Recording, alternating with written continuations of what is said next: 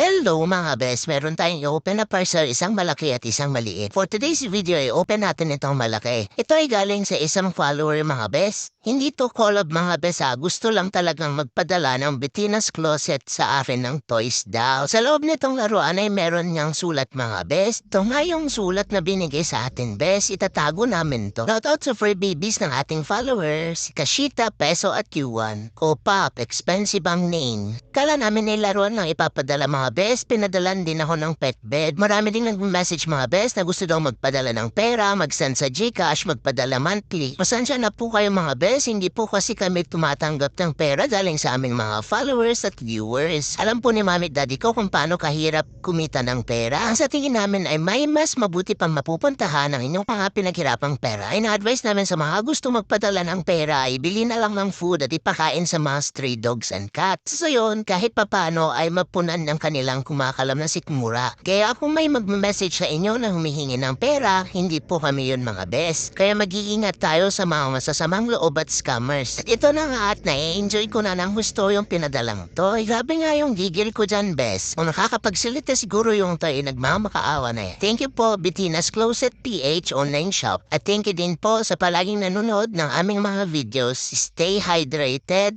keep safe, and spread positivity.